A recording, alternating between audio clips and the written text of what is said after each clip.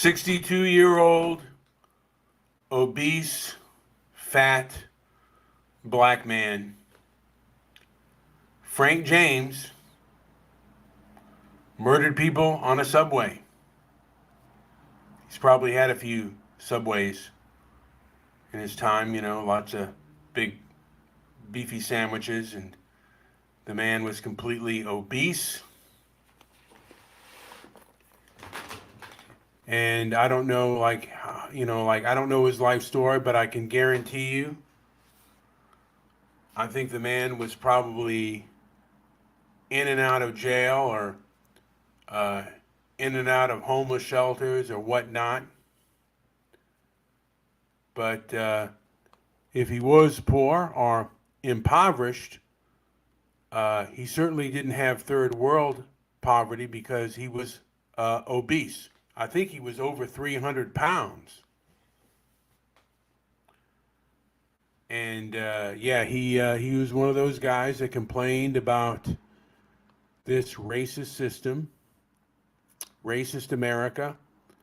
And I was on a show. I don't quite remember the name of it. I just want to remember the name of the show that I was on. It was called Chaotic Truth.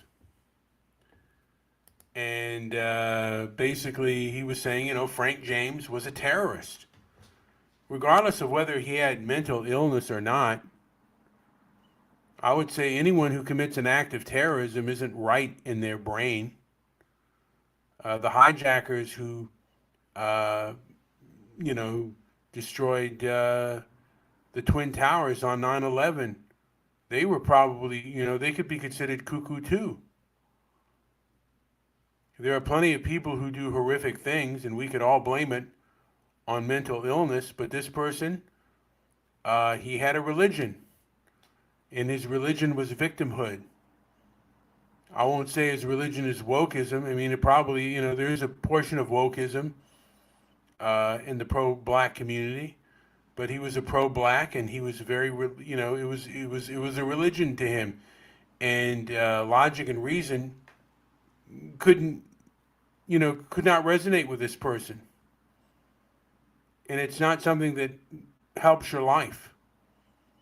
And I don't know when this person got the pro black ego drug, which is an epidemic. There are a lot of there are different types. There are the white guilt ego bugs, the woke, mainly from women, and then there are the pro black ego driven individuals, and they do cause havoc, and you will be victim if you are white or Asian or anybody that they consider in power. You will be victimized. You stand a chance of being victimized by them if you live in a big city. That's just the truth of it. Uh, and on average, they don't commit murder, but they do commit a lot of havoc. And at the end, they tend to commit havoc on themselves. I mean, like I said, the man was obese. He was over 300 pounds. And he didn't take the best care of himself, whether it was his mental health or physical health. And I've come to the conclusion anger, a lot of it stems from the ego, uh, and a lot of it stems from the belief that you were wronged. And the truth is, people are wronged every day. People are wronged all the time. I mean, from the moment you get out of bed and your feet touch the ground, the possibility of someone or something being done to you to piss you off is rather great. But it's how you choose to respond to it. And one can choose to respond to it like an adult, like a grown adult person, or one can choose to respond to it like a child. At the end of the day, you're really not an adult until you stop blaming your parents, let alone society. Now, when I was on the other show, Chaotic Truth, uh, Chaotic Truth, I think his parents were immigrants. I forget what nation. It was an African nation. I think it was Nigeria. I could be wrong. If I'm wrong, I'm sorry. But I think it was Nigeria he came from. But he was very grateful to come here. And then there was another gentleman. I think he was name was JB or J. It was either JP or JB. He was another black. He was a black gentleman. His parents came from Haiti, and he bought into the pro-black victimization. And I would have further questions for him. I mean, I did ask him, since this is a white supremacist country, and he believes that this is America rules the world. But I did ask him, did his parents make a mistake by coming here? And he said that America, white supremacy rules the world no matter where he's at. But he came close to it. His parents came to the house of white supremacy. So he's not a field slave. He's a house slave. He chose to be in the house, if you want to get down to it. But again, you look at countries like Japan, and this guy had broken the law before. But if you look at countries like Japan, they don't accept anybody, primarily from anywhere, to live and work. And if they do, it's to benefit them. And if you have children there, and those children break the law, I don't think Japan has birthright citizenship. They can't expel you from their country. So I would have loved to have gone further down the rabbit hole with the gentleman from Haiti. Because again, he tends, even though he's got a good job, he tends to have a belief that people are out to get him, and society is out to get him. And I don't think that's necessarily true. There's no, people have this kind of Godfather idea, like there's some powerful people working behind the scenes. And people are there to survive and do what is in their best interest. And it's something that will either benefit you and sometimes even hurt you. But it's not personal. There are people that believe that white people, a lot of these pro-black folks believe that white people are very malevolent. I think that's the right word, malevolent. Now I can't even pronounce the word, not malevolent. Man, my diction. I think the word is malevolent, that they have very wicked intent. And that's just not true. Most human beings, white, black, yellow, they're all trying to live their life to the best that they know how. And they are often trying, people are trying to always move higher in their station in life. But this person, Frank James, stewed about being a victim, and that is a bad thing to do.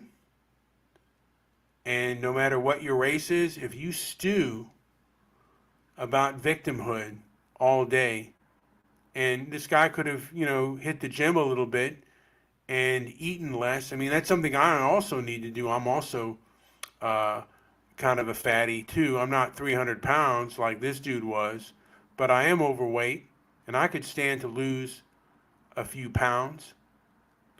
So, like I said, this guy let his emotions get the better of him, let his feelings get the better of him. And I want to, say Victor is live, and Victor says, did you see the church in Oak Park, Illinois, that's fasting from whiteness? Oh, okay.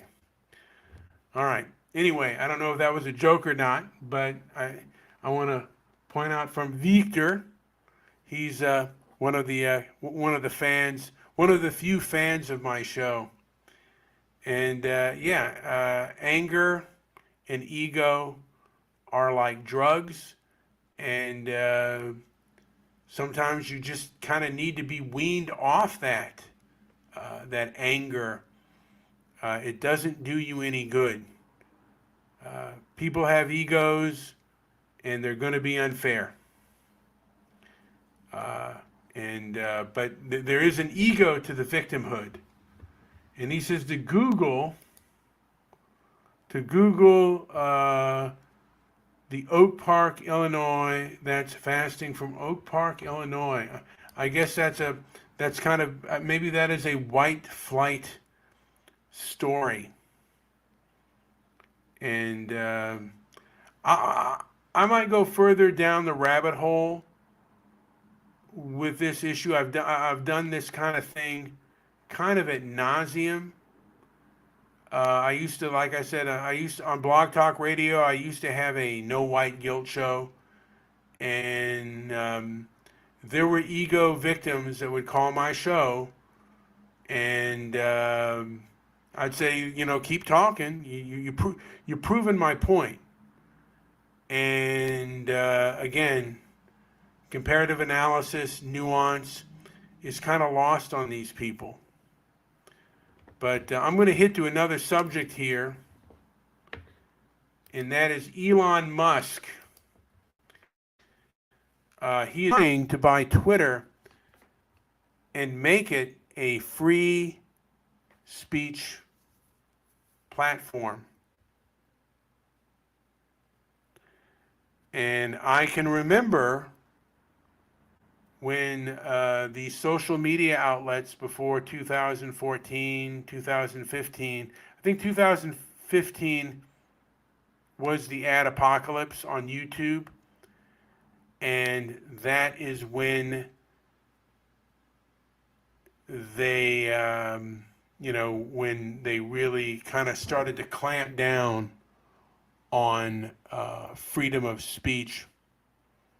And every time there was an incident that happened that was, I guess what would be considered far right, or maybe, I don't know if you want to call it alt-right, social media would continue to clamp down. And they really began to clamp down after the death of George Floyd. And BLM was given almost unquestioned authority, and they had the power of the establishment. There are civil rights groups right now that have the power of the establishment, and they are very censorious, and they do not believe in the freedom of speech and freedom of open debate and dialogue. It's kind of like a religion and a faith. And they do have a lot of power over corporate America, over corporate media, and over social media. They just do.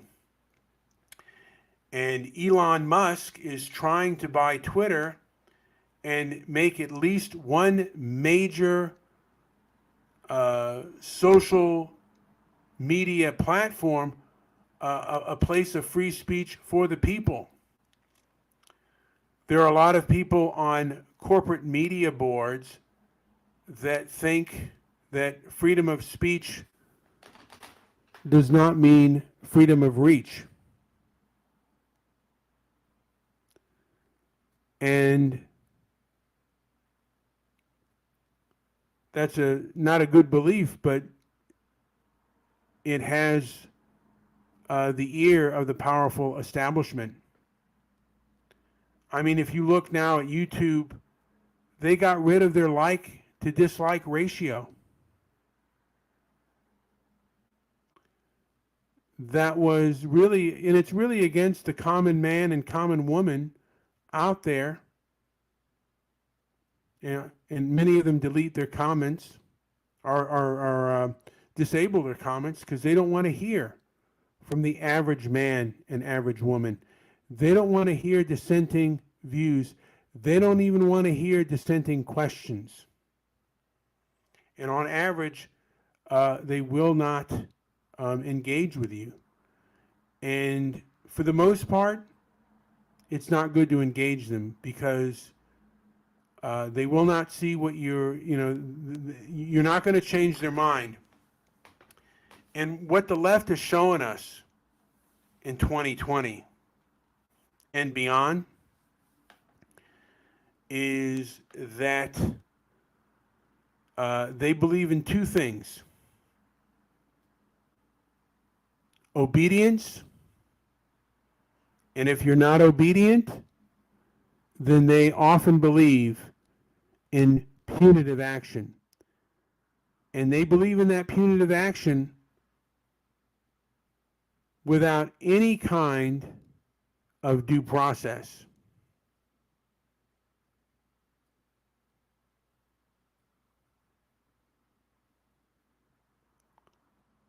And you're seeing a lot of the double talk and double speak from a lot of these Twitter users who say that Twitter is a private company and they can do what they want.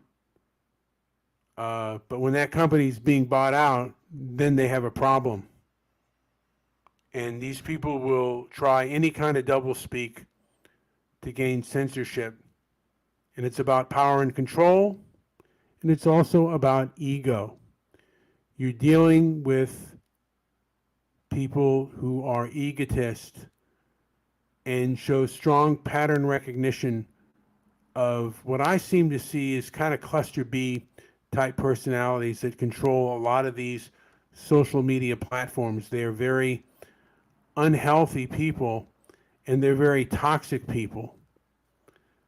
So again, it's best to kind of keep your distance. You can observe them, but engaging them is not often intelligent. And I have to say this for myself. You got to control your temper with them, because if you get angry, they will definitely use that anger against you and will punish you. These people are very punitive, they're very litigious, and they have the establishment on their side. And yeah, that's kind of the way it goes. Sometimes, there is nothing you can do. And High Ridge Estates says, punish me. High Ridge Estates is one of the people that's perhaps even part or will go along the way with the establishment if he disagrees with something.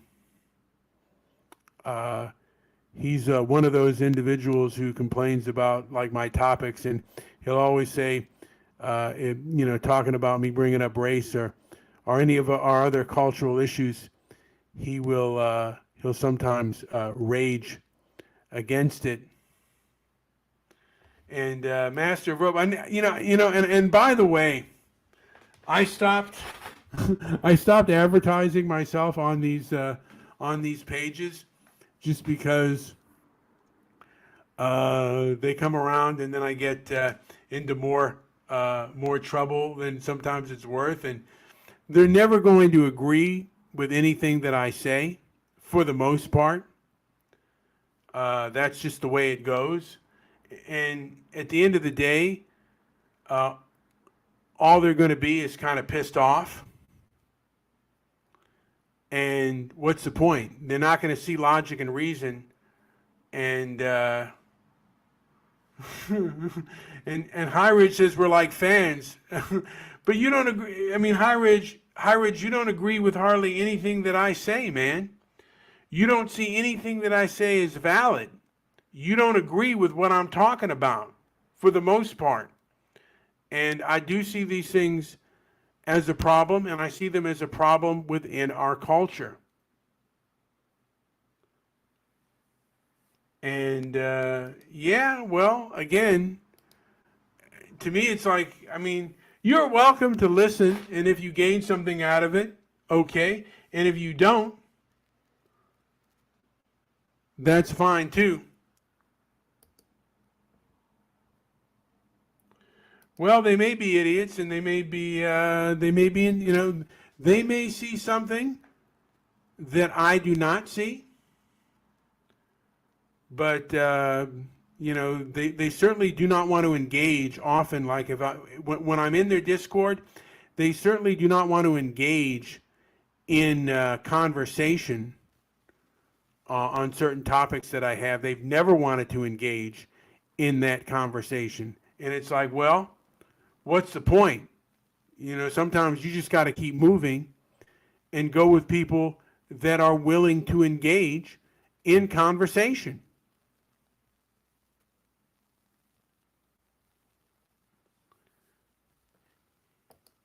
And Master of Rope says we don't need to agree with you to be fans of you. I don't know why you're fans with me. I have talked about other things, but my main issue, my biggest issue is culture. And my main issue is ego. And right now, the left has an ego culture that is changing it. And in my opinion, it's changing it for the worse. And any type of pushback against that ego culture is greatly punished. You cannot be real.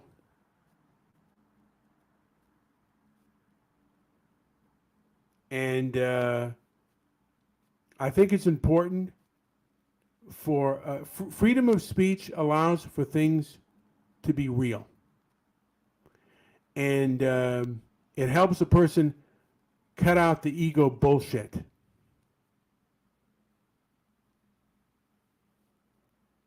And again, I believe that ego is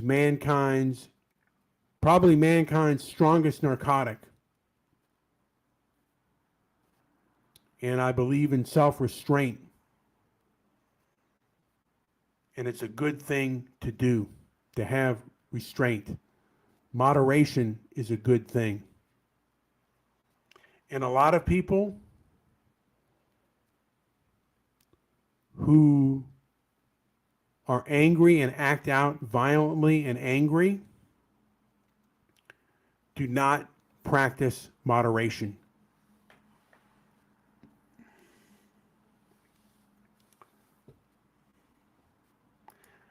And Master of Rope says, I'm a... There we go. He calls me gay Brian. By the way, I'm not gay. And look, I also would talk about that there are problems with males within the heterosexual community. And it is heterosexuals, males, that are committing a lot of these murders and killings and that are being violent. And I think that, there needs to be a talk amongst males. And kind of about self-restraint and self-control. I think women need that too. I think human beings need that. And I think that's important. And for me, the first place it starts is with fasting. Because if one can control their hunger, other things can fall into place as well. And be aware of your hunger, be aware of your thirst, and be a little bit more grateful for the things that you get. Because I think when you are without, it makes you more grateful. Some of the most real people I've ever been around have been immigrants on construction sites because they've been without. They know what it means to be with less, and for that, that makes them real, and that often makes them very stoic, noble people. And I'm not one of them, not at all. But I strive to be, and I strive to be more stoic, masculine, and hopefully someday I can get there.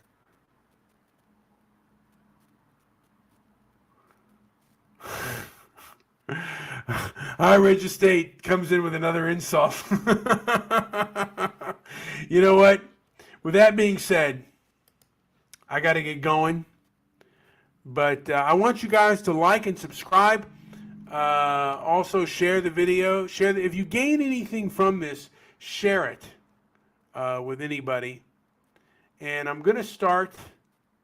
See if other people want to fast with me and have have kind of a stoic fast group where we meet and kind of inspire each other. Because, like I said, I think when you when you control your food, I think you can control your anger, and the same thing about controlling your lust as well. All of those things can fall into place, and I think self-control is a good thing, and hopefully I can motivate myself and perhaps inspire others to have self-control. Thank you for listening. Like, subscribe, leave a comment down below, and maybe even share this video. Thank you very much.